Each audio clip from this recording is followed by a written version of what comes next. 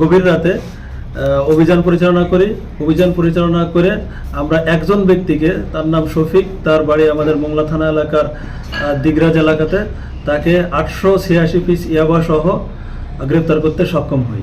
গোপন সংবাদের ভিত্তিতে আমরা সোর্স নিয়োগ করি, গোপন সংবাদের ভিত্তিতে আমরা অভিযান পরিচালনা করি। অভিযান পরিচালনা করার সময় আমরা তাকে ফলো করি। তাকে আমরা যখন দেখি যে সে আমাদের কাঙ্ক্ষিত লক্ষ্যে এসে পৌঁছেছে, তখন আমরা তাকে সার্চ করি।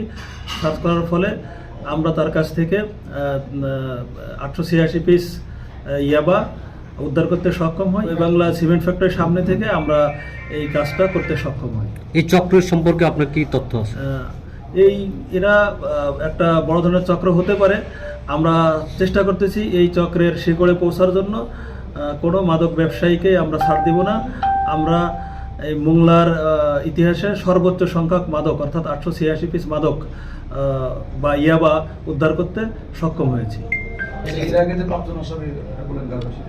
এর কয়েকদিন আগেও আমরা 3 জনকে ইয়াবা সহ গ্রেপ্তার করতে সক্ষম হয়েছিলাম। সেক্ষেত্রেও আমরা চেষ্টা করতেছি সকল বিষয়ের শিকড়ে পৌঁছার জন্য। কারণ গভীর রাতে অভিযান পরিচালনা করি। অভিযান পরিচালনা করে আমরা একজন ব্যক্তিকে, তার নাম শফিক, তার বাড়ি আমাদের মোংলা থানা এলাকার দিগরাজ এলাকাতে, তাকে 886 পিস ইয়াবা সহ গ্রেপ্তার করতে সক্ষম হই। গোপন সংবাদের ভিত্তিতে আমরা সোর্স নিয়োগ করি। গোপন সংবাদের ভিত্তিতে আমরা অভিযান পরিচালনা করি। অভিযান পরিচালনা করার সময় আমরা তাকে ফলো করি। তাকে আমরা যখন দেখি যে সে আমাদের কাঙ্ক্ষিত লক্ষ্যে এসে পৌঁছেছে, তখন আমরা তাকে সার্চ করি। সার্চ করার ফলে আমরা তার কাছ থেকে 886 পিস ইয়াবা উদ্ধার করতে সক্ষম হই। বাংলা সিমেন্ট ফ্যাক্টরির সামনে থেকে আমরা এই কাজটা করতে সক্ষম হই। এই চক্রের সম্পর্কে আপনার কি তথ্য আছে? এরা একটা বড় ধরনের চক্র হতে পারে। আমরা চেষ্টা করতেছি এই চক্রের শিকড়ে পৌঁছার জন্য। কোনো মাদক ব্যবসায়ীকে আমরা ছাড় দিব না।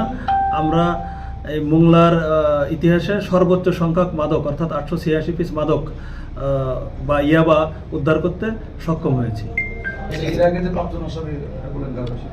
এর কয়েকদিন আগেও আমরা 3 জনকে ইয়াবা সহ গ্রেপ্তার করতে সক্ষম হয়েছিলাম।